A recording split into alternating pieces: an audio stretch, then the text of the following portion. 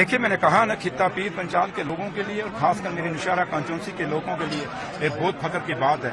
हमारा खित्ता पीर पंचाल, मैं अपने खित्ता पीर पंचाल के लोगों की तरफ से और नौशहरा कॉन्स्टिट्यूंसी की तरफ से मैं अपने लीडर डॉक्टर फारूक अब्दुल्ला साहब और उमर अब्दुल्ला साहब का मेरे पास लफ्ज नहीं कि मैं शुक्रिया कैसे अदा करूं, क्योंकि एक बहुत बड़ा ओहदा हमें दिया है। जिस खित्ता पीर पंचाल के अंदर एक मिनिस्ट्री लेने के लिए बड़ा मुश्किल हो जाता था, आज वहां डिप्टी चीफ मिनिस्टर दिया है। और जम्मू के लिए भी ये फख्र की बात है कि जो लोग बातें करते थे कि जम्मू का चीफ मिनिस्टर होना चाहिए, उमर साहब ने दिखा दिया भैया कि हम नेशनल कॉन्फ्रेंस को जमात है जिसने दोनों खित्तों को हमेशा, पहले तो तीसरा खित्ता भी हमारे साथ होता था, लद्दाख वो अलग हो गया, लेकिन ये दोनों खित्तों को हमेशा साथ लेके चली है। और आज भी उन्होंने साबित किया, जब ये फैसला मुझे डिप्टी चीफ मिनिस्टर बनाया, उन्होंने साबित किया कि भाई आज भी हमारे लिए जम्मू भी उतना अहम है जितना हमारे लिए कश्मीर है। तो इसलिए ये वो लीडरशिप है जिस लीडरशिप में बिना जात, बिना बरादरी, बिना मजहब, बिना फिरका पस्ती के उन्होंने हमेशा फैसले लिए हैं। लेकिन जो बात यहाँ चीफ मिनिस्टर की करते हैं, उनको कहिए भैया पहले जम्मू का गवर्नर तो लगा लीजिए, जम्मू का एलजी तो लगा लीजिए,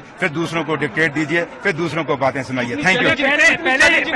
पहले यहाँ पे स्टेट की अब ड्यूटी है, तो कितना चैलेंजिंग रहेगा? देखिए, चैलेंजिंग कुछ नहीं है। आपको याद होगा ऑनरेबल होम मिनिस्टर साहब ने पार्लियामेंट में कहा था, खुद कहा था खड़े होकर कि मैं जम्मू कश्मीर की जमीनें और जम्मू कश्मीर के रोजगार बाहर के लोगों को नहीं लेने देंगे, वो जम्मू कश्मीर के लोगों का हिस्सा रहेगा, उसको तो कोई दूसरा नहीं लेने नहीं देंगे। और दूसरा, उसी हाउस में उसी दिन उन्होंने कहा था कि हम जल्दी से जल्दी जम्मू कश्मीर को स्टेट वापस देंगे। आज हम जो चुन के आए हैं, हमें कोई नॉमिनेटेड एमएलए नहीं है या नॉमिनेटेड गवर्नमेंट नहीं है, हमें लोगों ने चुना हुआ है। और उम्मीद करते हैं कि ऑनरेबल होम मिनिस्टर साहब, मोदी साहब, इन लोगों का जो फैसला उन्होंने लिया है, नेशनल कॉन्फ्रेंस की सरकार बनाई है, उस फैसले को मानेंगे, इस डेमोक्रेसी को मानेंगे और इस डेमोक्रेसी को मजबूत करेंगे और जल्दी से जल्दी यहाँ स्टेट देंगे। लेकिन उमर साहब ने कहा कि 370 पे हम इस गवर्नमेंट से बात नहीं कर सकते क्योंकि जिन्होंने छीना उनसे क्या। मैंने आपको कहा कि खुद होम मिनिस्टर साहब ने कहा है कि हम ना यहाँ की जमीनें लेने देंगे, ना यहाँ के रोजगार दूसरे लोगों को लेने देंगे। इसका मतलब क्या हुआ? अगर हिमाचल को स्पेशल स्टेटस हो सकता है तो वाई नॉट जम्मू कश्मीर?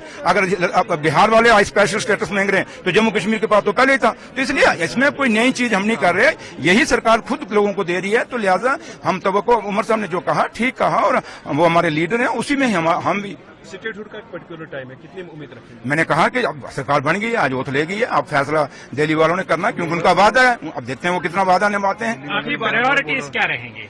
हमारी प्रायोरिटीज तो आपको सबको पता है कि आज इन 10 सालों में जो एक गैप आया है, लोगों के सरकार लोगों से, आम लोगों से दूर हो गई है, उस गैप को कहीं ना कहीं बांटना पड़ेगा, उस गैप को कम करना पड़ेगा। उसके बाद लोग बेरोजगार बच्चों का रोजगार का मसला है, यहाँ बिजली का मसला है, यहाँ पानी का मसला है, यहाँ हॉस्पिटलों का मसला है, यहाँ स्कूलों का मसला है, यहाँ टूरिज्म का मसला है, काफी सारे मसले हैं जो यहाँ जम्मू कश्मीर में मसले हैं। इन मसलों को कहीं ना कहीं नेशनल कॉन्फ्रेंस ने हल करना। और सबसे बड़ा मसला जो जम्मू का है, क्योंकि जम्मू जो हमारा दरबार मुफ्त था, ये महाराजे का दिया हुआ था, किसी पार्टी ने नहीं दी था, और महाराजे के फैसले को ही नेशनल कॉन्फ्रेंस ने आगे चलाया था।